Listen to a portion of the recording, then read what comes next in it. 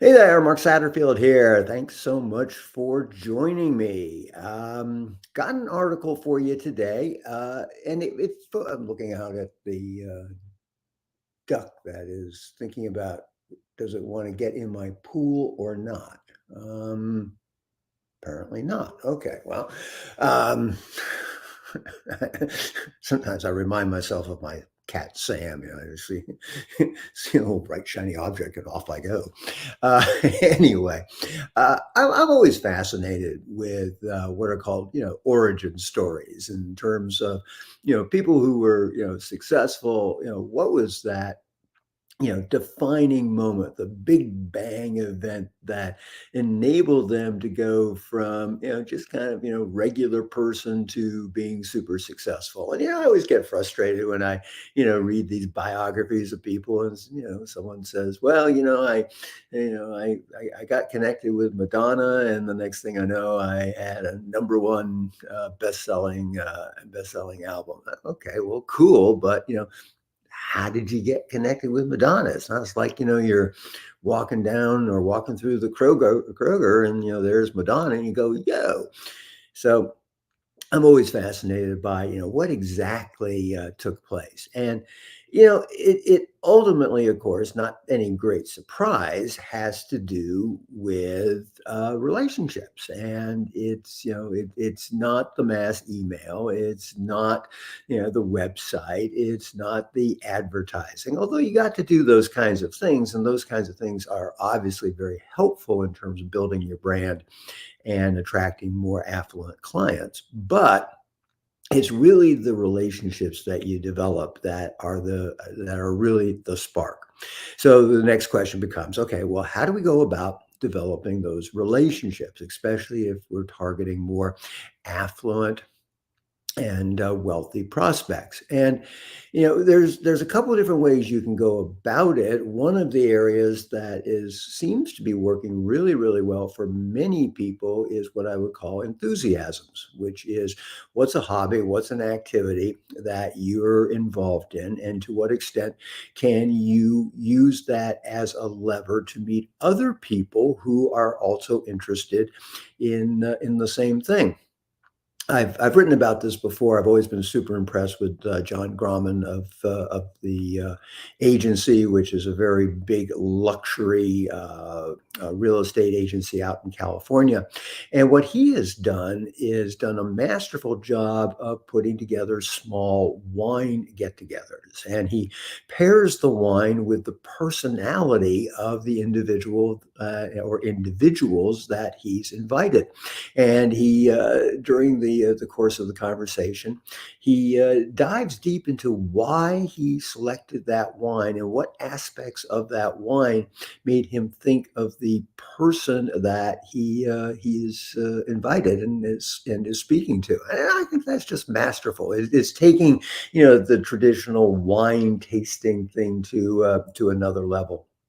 I have another individual, actually, I helped him set this up, which he set up a invitation only event for skeet and trap shooting. And he invited some people who were, he knew would be, perhaps interested in it, weren't necessarily aficionados of it, but he thought they might be interested. He billed it as an afternoon of golf with guns. And that's basically what it was. You went from target to target, station to station.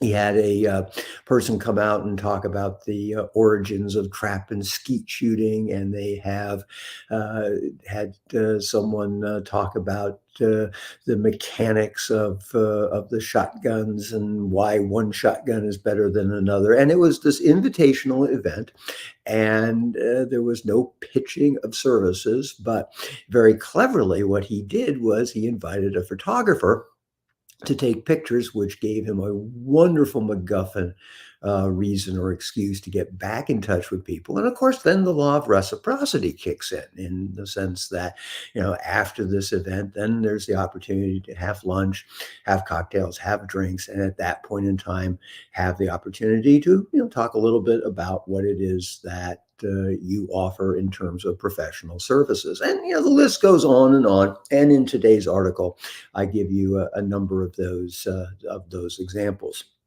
Now, something else, if this is kind of intriguing to you and you kind of go, yeah, okay, that's kind of interesting. Maybe that could work for me. It's going to be one of the many topics that I'm going to be talking about over the 2 day webinar masterclass that is coming up next Tuesday and Wednesday. And it's 45 minutes each day. And I'll be covering a lot of different things. I've never done one of these before, so Lord knows how it will turn out. But my intentions are good, and I'm actually, got an outline prepared of things to share with you.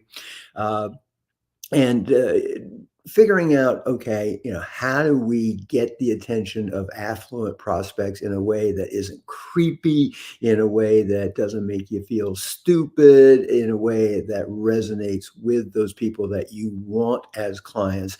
That's the overarching agenda for the 2 day masterclass, and then I'm going to take a deeper dive in terms of exactly how do we go about doing that, and this topic of using what we call Trojan horse marketing is going to be one of the agenda items. So, if this sounds like something that would be helpful and interesting for you, please register. And there is a link in the article that is right below this video. And matter of fact, there may be a direct link to do that as well. So if you haven't registered already, please do so. I am going to record it, assuming I remember to press the record button, but I'm only sending the recording to those people who have registered. So even if you don't think you can make it for the full 2 days, please register so I can send you the link. Again, if it's of interest to you, and if you think it would be helpful.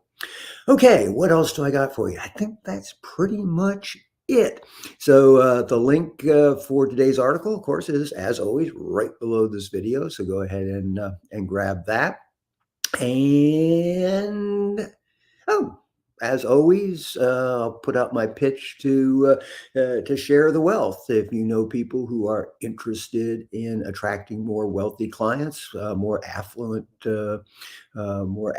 business relationships, and if you find my stuff to be helpful, hey, pass it along to them. Encourage them to subscribe to my YouTube channel. Encourage them to subscribe to the LinkedIn newsletter. It's good for them, good for you, hey, and obviously good for me. So a win, win, win. And that's always most excellent. All right. Well, I'll be back at you with something new tomorrow. And until then, this is Mark Satterfield. Bye for now.